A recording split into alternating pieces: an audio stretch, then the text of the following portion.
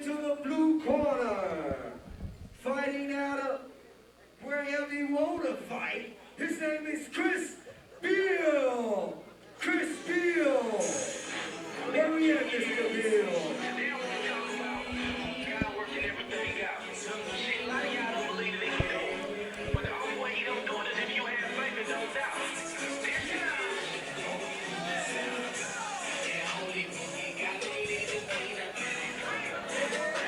And here comes Chris Beal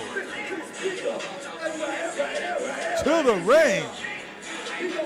He's doing a little bit of Adrian Broner himself, getting the hype, dancing That's right. to the ring. He's been escorted to the ring by the Punisher, Christopher Petty.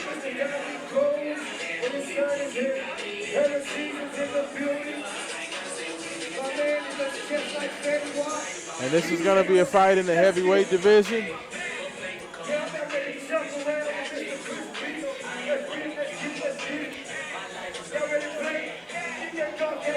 Let's kill that. 17 soul. He's my cameraman. He's in the building tonight. And Mr. Chris Beal is fighting out of Cincinnati, Ohio, 100 miles up the road. He goes by the name of Sean Seymour. And this guy coming to the ring now, Haven, Sean Seymour, is a young man that was on our very first broadcast out there.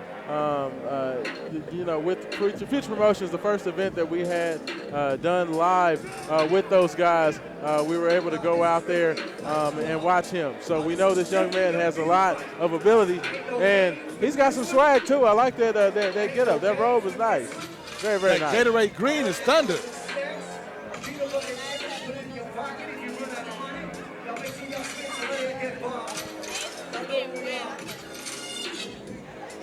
Promotions, sure appreciate y'all coming out. Let's get it in. These are not no little guys. They are not at G-Champs weight. They are not in my weight division. We got Sean, the body snatcher Seymour, in the lime green Nikes and trunks, going against Sean Beal, fighting from parts unknown. Would you say that's going to be the snakeskin shorts over there, the green snakeskin? Yeah, the green snakes, Detroit maybe the gator skin, maybe? They got me from Detroit, Mississippi? We don't know. We're about to find out. Hey, you know what? Let's see. We're going to find out where he's from. It depends on how he fights tonight. But I tell you what, like I talked about. He comes out hard, smooth, that left, that kind of a pawing left punch there, but look at the seriousness there on but I tell you what, on Mr. Seymour's face. Hey, these big boys, man, they throw a lot of power. Usually these fights are not going to go long, so do not turn, do not blink, do not turn the channel, because we're going to be seeing some leather getting thrown tonight.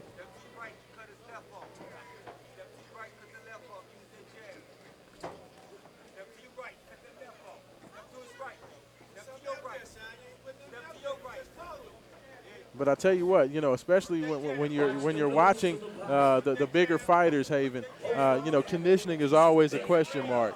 You know, how long can they go? You know, I think that we see some urgency, you know, from Chris Beal. He's definitely trying to work very quickly and get Sean Seymour out of there, I think. A lot of sense of urgency, but I'm not sure how much technique I'm actually seeing.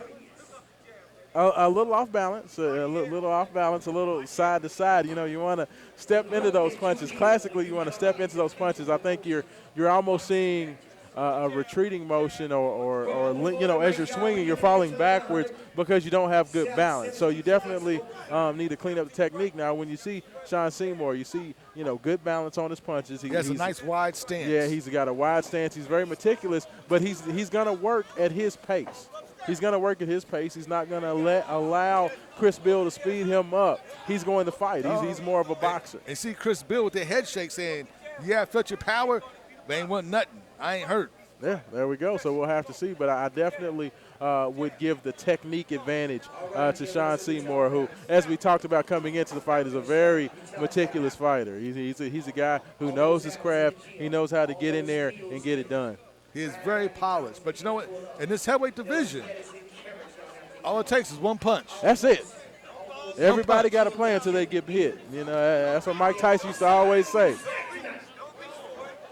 But, you know, I think that the one issue that I'm seeing with Chris Beal, you kind of talked about it, you know, he doesn't necessarily have the best balance.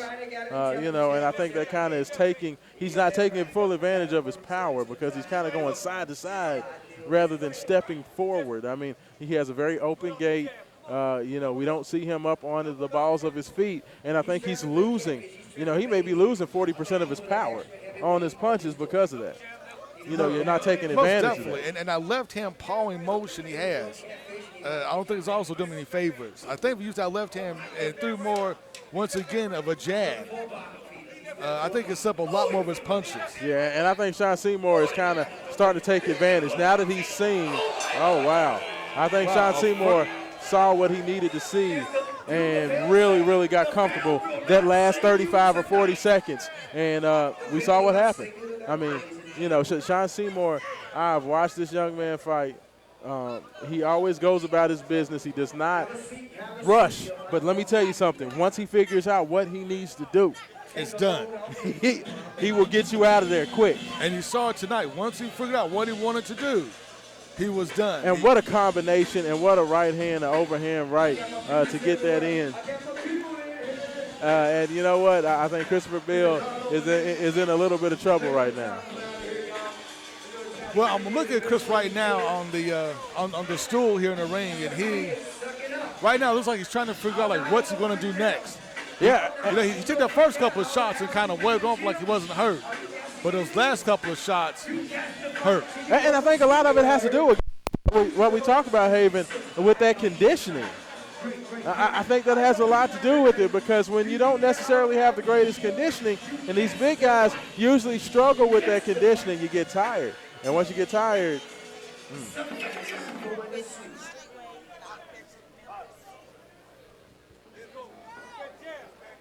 Here we are, round two. Here we go, round two. So and once again, determined look there on. It looks like They said determined look there on my man. It looks like Sean Seymour's. He's got the range. So Chris Beal with a sense of urgency. Wow! You saw that coming. You saw that coming. He looked like he was sliding in the first in the second base right there. He did like he was trying to slide, but it was a straight left hand. You saw it. Yeah, but you know what? He's right back up. He's right back up. I think he's ready to go. But he's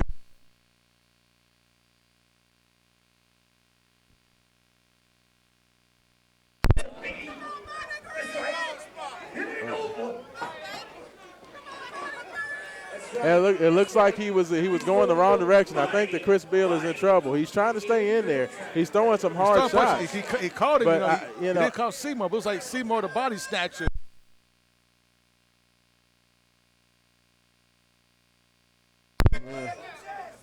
Where's? Right hook, off the jab. Well, it looks like that is causing Bill a lot of trouble. I think the conditioning has got to him, and yeah, the conditioning has got to him at this point. You know, you talk about that's fatigue. Yeah, the heavyweight division, especially early on, these guys just don't have necessarily the stamina to keep it up, and I think that's what we're seeing right now. And the body snatcher has snatched another body. Hey, I tell you what, there was a very professional, methodical fight by Sean Seymour, and he just wore him out. He wore the big guy out. Chris tried to stay in there. He tried to stay busy, but at the end of the day, I think it was a bit much for him. He tried to do what he can, but it just wasn't enough. Hey, but showing all props for Chris Beal from Parts Unknown. Yeah. He was a warrior. He came out aggressive. He was very aggressive. And I think because we talked about that sense of urgency, maybe because the conditioning wasn't that good, he understood that. He came out early. But I think because his technique was a little sloppy and things like that, I think it ended up costing him in the end.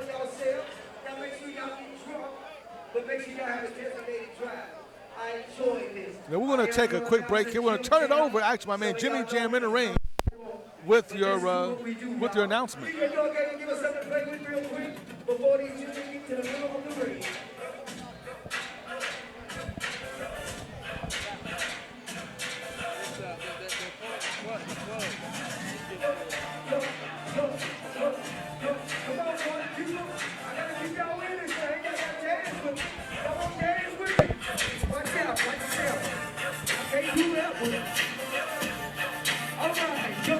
no plan.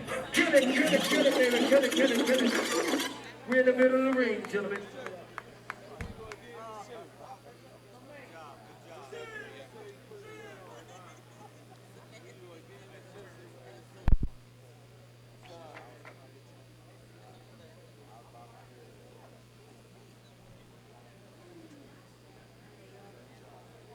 And the winner, bad knockout, in the second round. Y'all give it up for Sean Seymour! Sean Seymour, y'all give it up for his opponent. He came in and played the slave. DJ Dark Gable,